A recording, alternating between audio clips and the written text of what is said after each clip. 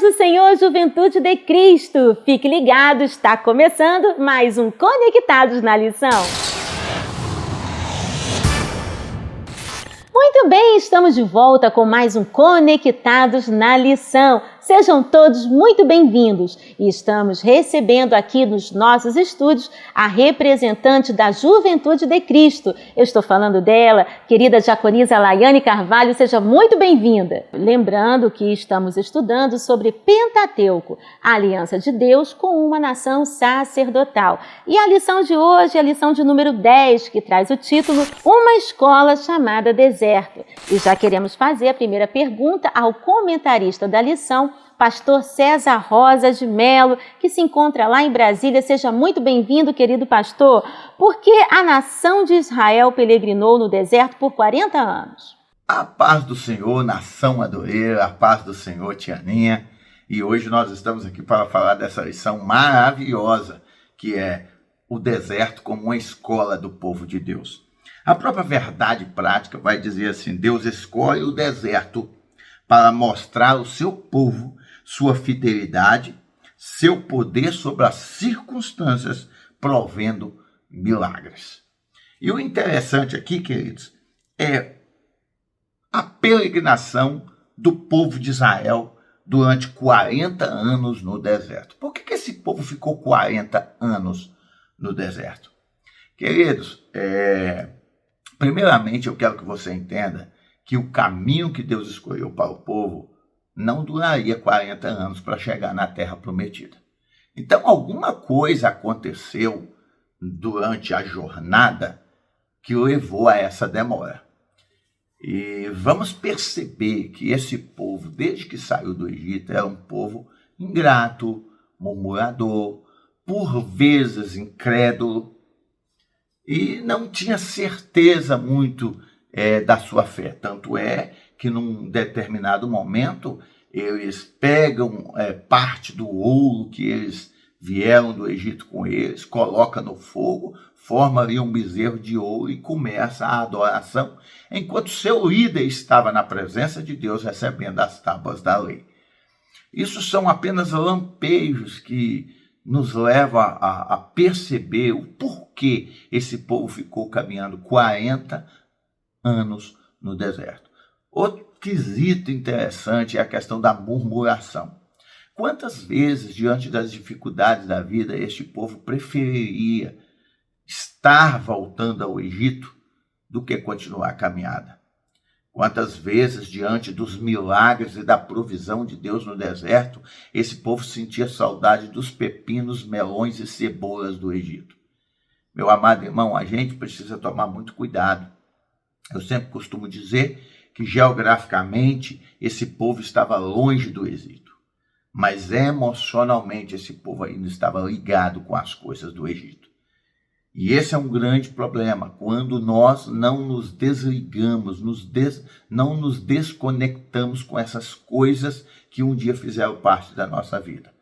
Isso fez com que o povo, durante muito tempo, fosse ingrato a Deus. Aquele povo achava que Deus era obrigado a sustentá-los, uma vez que os havia tirado do Egito. Ele estava rumo a uma caminhada, a uma terra que manava leite e mel. Porém, esse povo muitas vezes agia com falta de fé, com desobediência. O próprio Deus, ao falar com Moisés a respeito do povo, fala que esse povo é um povo de dura cerviz, é um povo que não sabia olhar para cima, agradecer, ter um relacionamento sincero com Deus. Oh, meus queridos, que nós também venhamos nos policiar bastante para que a nossa jornada, para que a nossa bênção não retarde tanto tempo por causa da nossa murmuração. Vamos aprender com o hino da harpa cristã: em vez de murmurares, cante um hino de louvor ao nosso Deus. Muito bem. Agora, pastor, de que maneira Deus se fez presente durante toda a estadia do povo no deserto? Bem, queridos, quando fazemos um estudo minucioso da trajetória do povo no deserto, veremos que em nenhum momento Deus desampara o seu povo. Desde o dia em que Deus chama Abrão, vamos começar com Abrão. Desde o dia que Deus chama Abrão, em nenhum momento Deus desamparou Abrão nem Isaac, nem Jacó, e nem tampouco o seu povo. Por mais que os momentos fossem adversos, como o período de escravidão que eles tiveram no Egito, onde houve muitas perdas, sofrimento, dor, opressão, Deus jamais abandonou o seu povo. O grande problema é que as pessoas são incapazes de perceber um Deus que, mesmo no caos, ele não deixa de estar conosco. Quando eu falo de caos, eu lembro da passagem que diz que a terra era sem forma e vazia, porém o Espírito de Deus pairava sobre a face das águas. Isso aqui já nos mostra, querido, que as coisas podem estar sem forma e vazia, pode estar um caos, mas o Espírito de Deus estava lá. E no deserto não é diferente. Deus guia esse povo pelo deserto e não tem um povo que viu mais milagres do que a nação de Israel. Esse povo, quando queria comer carne, Deus fazia cordonizes voar a uma altura de aproximadamente 0,5 metro. O único trabalho que eles tinham era de pegar essas cordonizes e preparar para comer. Deus dava diariamente o maná que descia do céu, que era como bolo de mel, com sementes de coentro. Era algo fantástico e o povo comia todos os dias. Esse povo viu maravilhas acontecer em pleno deserto. Ou seja, Deus mostrando com eles: a minha mão está com vocês. Imagine aquele povo caminhando naquele deserto. A areia absorve calor e absorve frio. Animais peçonhentos escondidos na areia do deserto. Mas até isso, Deus foi bondoso e fiel para com seu povo, porque a Bíblia diz que de dia acompanhava uma nuvem. A nuvem direcionava o povo à caminhada. E essa nuvem, além de ser a direção de Deus para o povo, essa nuvem fazia uma grande sombra sobre aquela multidão que caminhava no deserto. À noite, essa nuvem se transformava numa coluna de fogo, porque em determinados instantes, nem mesmo a noite impedia o povo de avançar, porque existia uma coluna de fogo dando norte para o povo. E não era só para guiar, para iluminar, não, era também para aquecer das noites frias e gélidas do deserto, muitas vezes. Era também para espantar os animais peçonhentos que se escondiam na areia do deserto. Fora isso, quando Moisés vai relatar no Deuteronômio, ele vai dizer que nunca envelheceram as vossas vestes, nem tampouco a sandália dos vossos pés. O que é isso, querido? É o cuidado de Deus. E isso deixa uma lição muito grande para mim e para você, que é que nós só precisamos descansar na soberania de Deus e entender que Ele está conosco, independente da situação, independente do deserto, independente do problema que estamos atravessando. Ele está conosco e não nos abandona um momento sequer desta vida.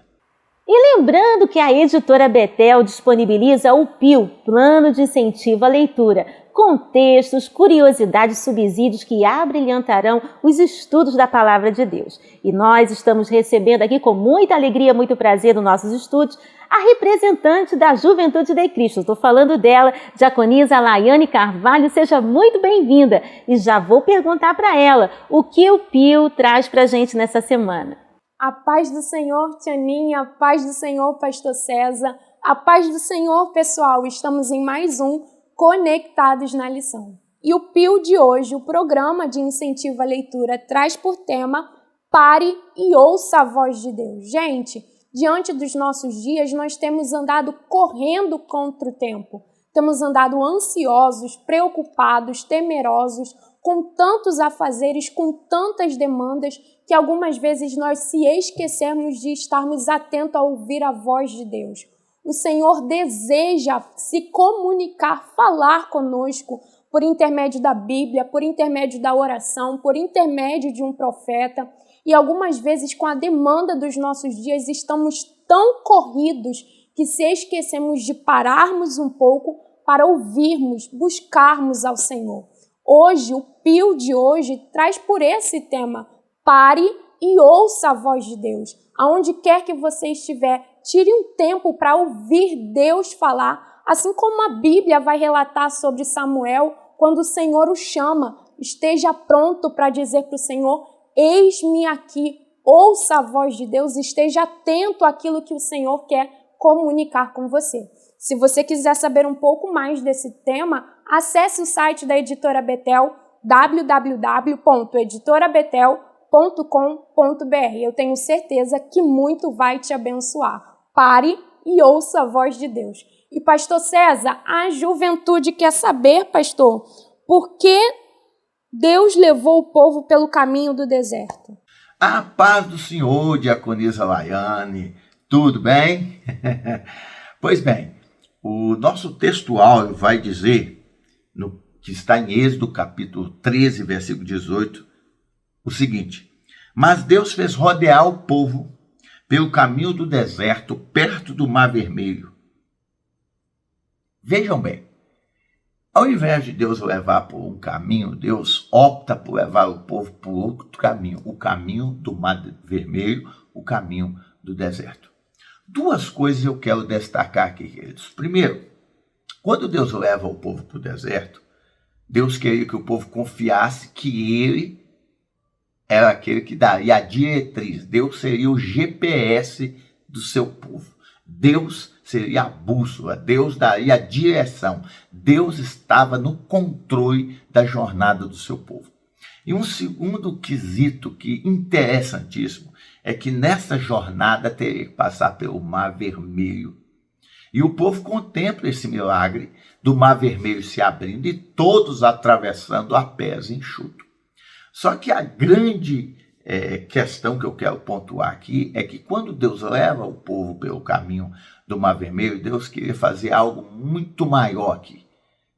Não sei se você já ouviu essa expressão, que durante a nossa caminhada nós precisamos dinamitar algumas pontes.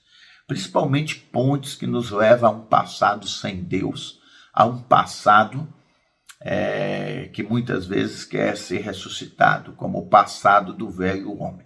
Então, quando Deus aqui passa no Mar Vermelho com o povo, e as águas se abrem, o povo fica perplexo, o exército de Faraó é destruído diante dos olhos do povo, e Deus fecha o mar novamente. Ou seja, Deus estava querendo trabalhar com o povo ali sobre ciclos. Olha, é hora de fechar o ciclo.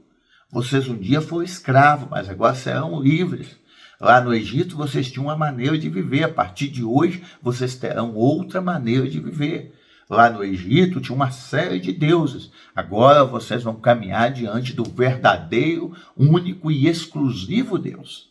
Então Deus queria trabalhar esses conceitos com o povo. E fora isso, obviamente, o deserto, Deus queria trabalhar a fé do povo. O simples fato de Deus falar com Moisés: olha, vai chover bolo de mel, mas é só para recolher aquilo que é para o dia, porque amanhã haverá outra provisão. É por isso que quando Jesus, na oração do Pai Nosso, ele vai falar das nossas necessidades: o pão nosso de cada dia nos dai hoje. Jesus estava ensinando, e assim como Deus lá no Antigo Testamento, no deserto, a viver um dia de cada vez, day by day, um dia de cada vez. O que acontece com a sociedade hoje? Já está vivendo hoje, mas preocupado com o amanhã. A mesma síndrome que ocorreu com a nação de Israel. Já queria pegar o maná para o outro dia, só que eles levavam para casa e no outro dia o maná estava mofado e não dava para comer. Então Deus queria trabalhar questões como submissão, como milagre, como fé, como entender que Deus era aquele que provia hoje e iria prover no outro dia também. Então, muitas vezes Deus nos leva para os desertos da vida. É porque Ele tem propósitos bem definidos para trabalhar no nosso caráter, no nosso ser, para que nós venhamos ser pessoas mais qualificadas, mais maduras no reino espiritual e no desenvolvimento da sua obra. Deus te abençoe e tenha uma ótima semana. Uau, conectou? Lembrando que a editora Betel disponibiliza o livro Subsídio do Trimestre, Pentateuco, Origem, Promessa e Aliança, escrito pelo pastor Sérgio Costa. Adquira já o seu exemplar em um desses telefones que está aparecendo na sua tela. Bem, vamos ficando por aqui, mas semana que vem temos mais um encontro para mais um Conectados na Lição. Deus abençoe!